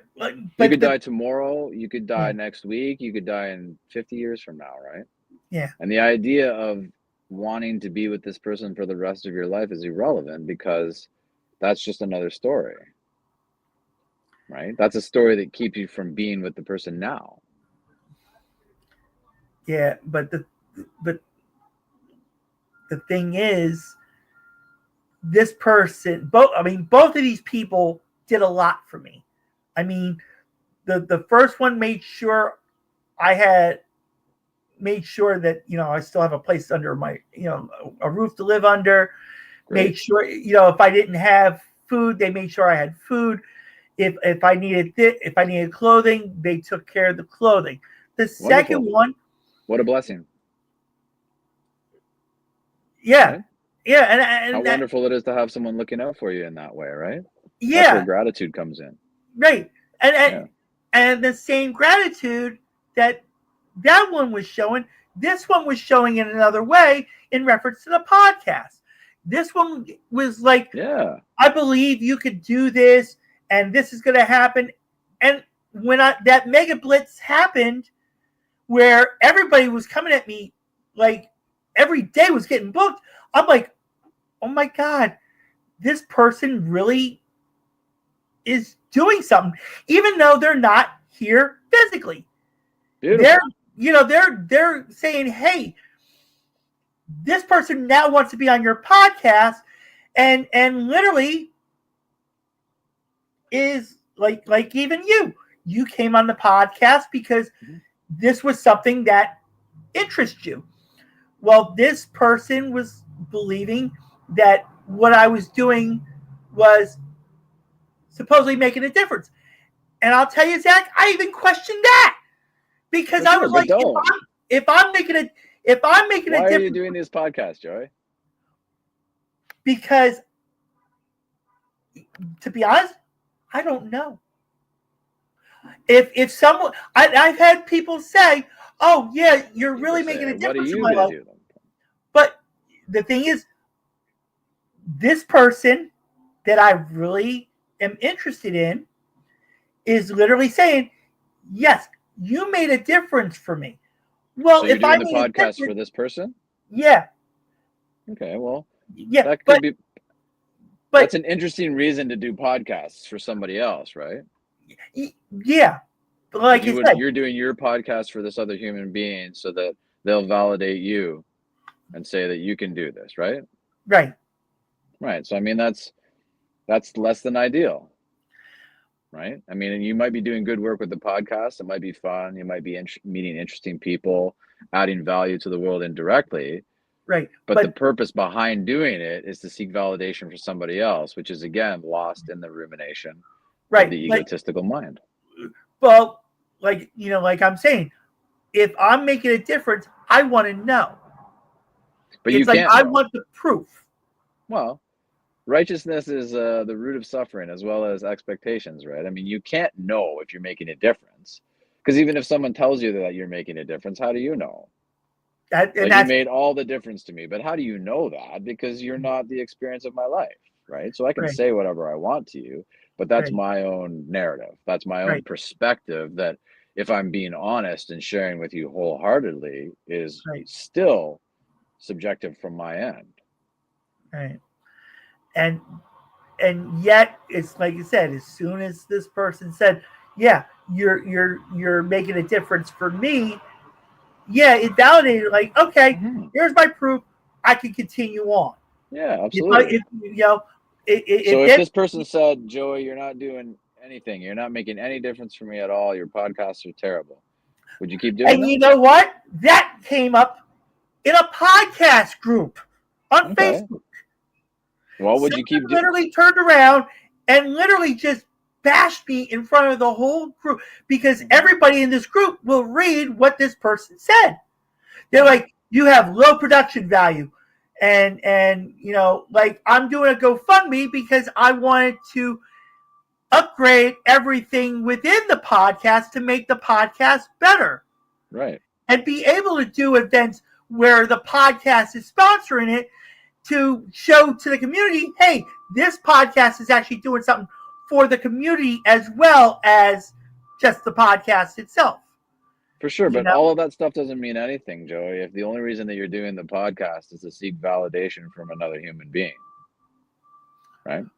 Well, I didn't think all of that is for nothing because it's not even what value can you add when your integrity and your only intention is to seek something from someone else for doing it? The things that you're saying are beautiful. Yeah, but to add value to the world and do podcasts and so forth. But the thing is, I didn't realize that's maybe what I wanted. What? You know, I'm realizing, you know, as I'm realizing it, and you know, I'm like, okay, this person's saying I'm making a difference. You know, it's like I want testimonials saying, you know, like you see on you see on business websites, this person did this for validation, right? To say, okay, I am making a difference. Then this is a reason why I need to continue, because if I'm making a difference, then I need to continue to show that I'm going to make a difference. So you're always making a difference. You don't need to show anything, right? And testimonials are outside of testimonials. If you add value into the world, you're always making a difference, whether it's one human being, 100 human beings, or 1,000 human beings. I mean, and then when you look at like when people turned around and that are super famous, we'll say, and they wind up being like, you know, they're like their shit don't stink, and they're like their nose are super up, and oh, you only have 79 subscribers. Well, let me know when you get 10,000, and then I'll think about coming on. That's just more ego on their part. They're doing it for other reasons too. They don't have any interest in genuinely engaging with somebody if they're saying that. They're interested in numbers, which usually has to do with money, which usually has to do with power, which usually has to do with ego and validation in oneself. So, which doesn't matter, you know, don't worry about those people. They'll be begging you when you have 10 million followers, you know. Yeah, I mean, and if you don't, you don't. It doesn't matter either way. Right. I mean, this person that has become the number one fan, number one supporter, will always throw questions in just so the podcast becomes interesting, and that it's not really coming from me. That there are people that are giving questions for people like you on, you know, what can I do about this, you know, or, you know, like so on. When I see that, then, you know, I'm like, okay, it's not all on me anymore. You know, I can present. Sure, but you can come up with questions too if you want. Yeah, but the thing is, if I do feel like I'm going to, I wind up not. I try to keep this more of a like what we've been doing this whole time. We're coming up on 2 hours. We are, I'm gonna have to wrap up soon with you, but absolutely. We're and you know, and it's like I feel bad because it was only supposed to be one, but at the same time, but at the same time, the conversation has become interesting, and that's why I do my best not that I don't want it to continue, but I wanted to make it interesting for the viewers to say, oh, okay, this person's really interested in what's going on, you know, and is really sharing themselves, you know, and because the title Life with Joey Calvo, it's really not really supposed to be Life with Joey Calvo. It's supposed to be Life with Zac Russell, or Life with Gregory Jabara, or Life with Tara All, or Life with, you know, because I want them to share their story without bringing my story into it, because that's what it's all part and parcel, you know. Yeah, but you know, Then I get the criticism, and that's another thing. I am not a part of constructive criticism. As soon as somebody throws constructive criticism at me, that's it. I flip out, Yeah. and I'm like, Because it you know attacks what? your ego. Yeah, I'm like, you know what? Fuck you. I want nothing to do with you anymore. You're going to tell me what to do with my life, then, and again, because of because when that person is telling me, oh, you got to do this, you got to do that, you got to do that, and now I'm turning around saying, you got to do this, you got to do that, and you got to do that, and I'm like, why should I be doing that when this person doesn't deserve it?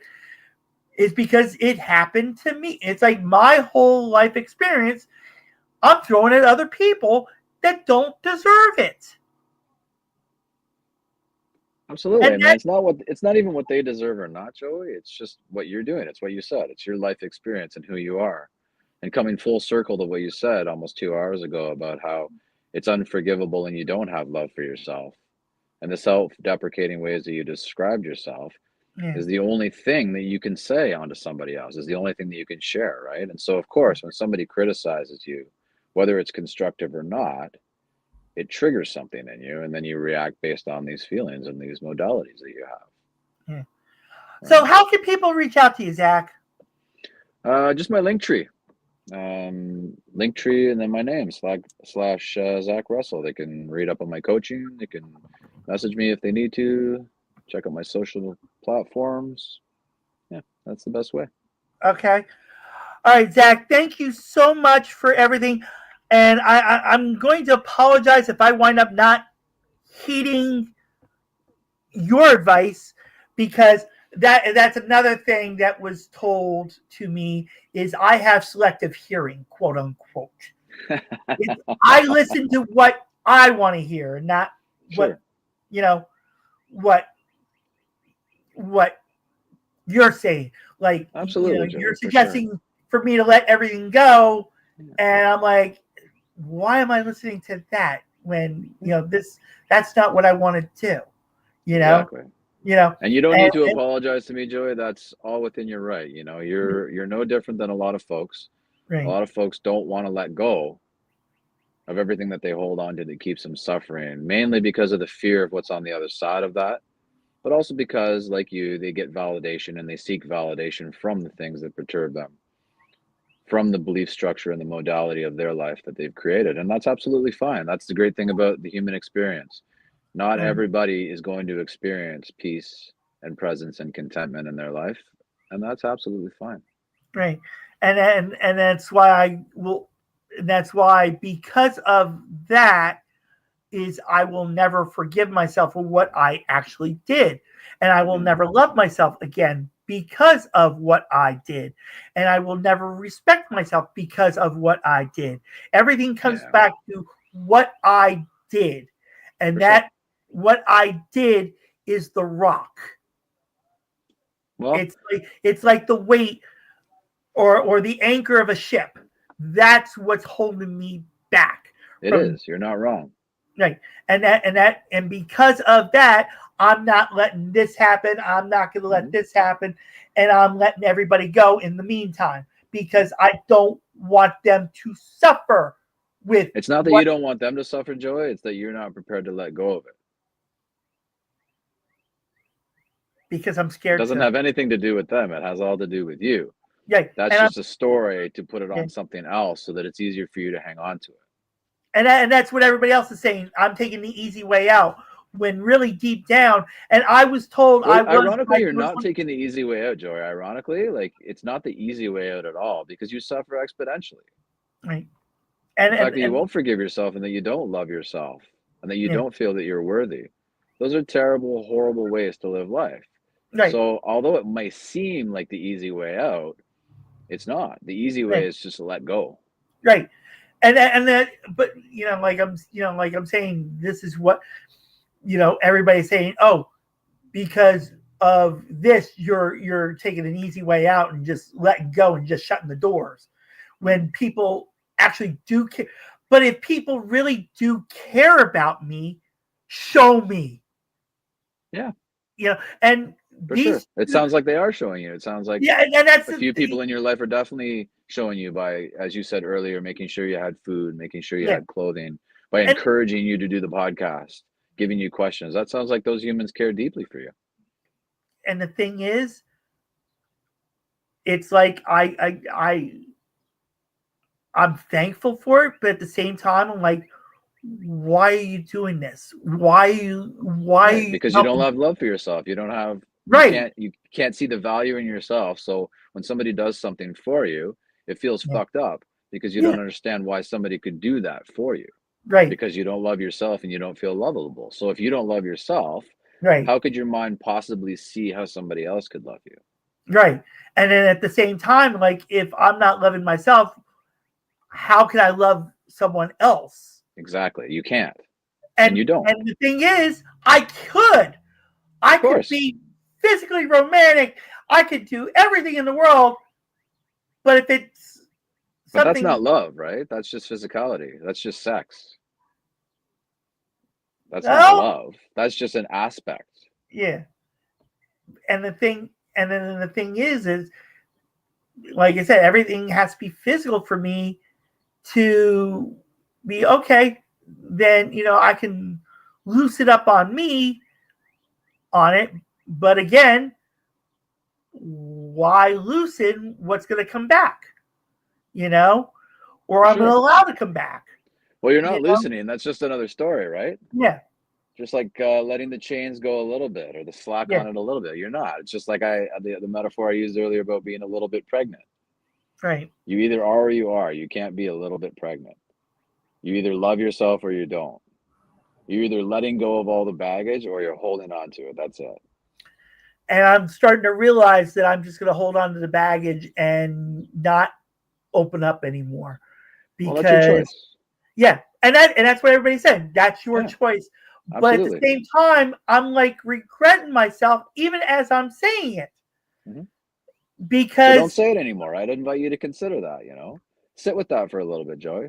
Meditate on what you just said right there. Watch this video back and see what you just said, that's how what you're and not prepared to put this down.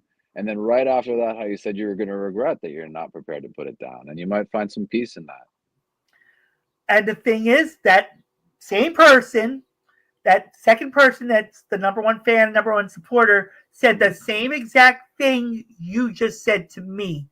That I should watch those videos because with those videos, they saw how I acted.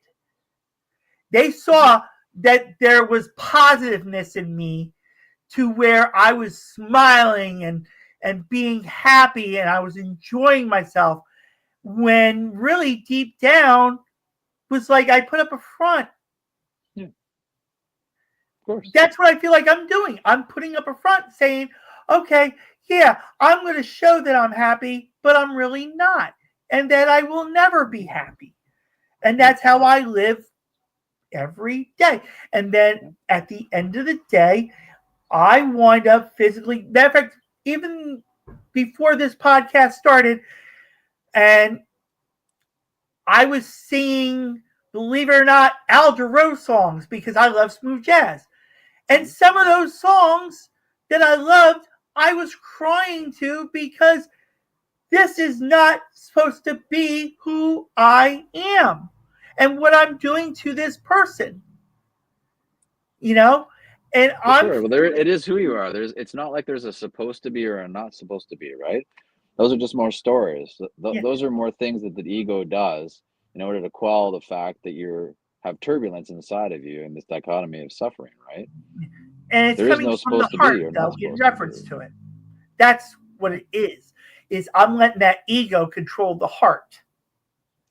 Well, And it is just the ego. There's even no such thing as the ego, Joey. The ego is you, right? So there is no controlling the heart or not controlling it. There's no God telling you this or that.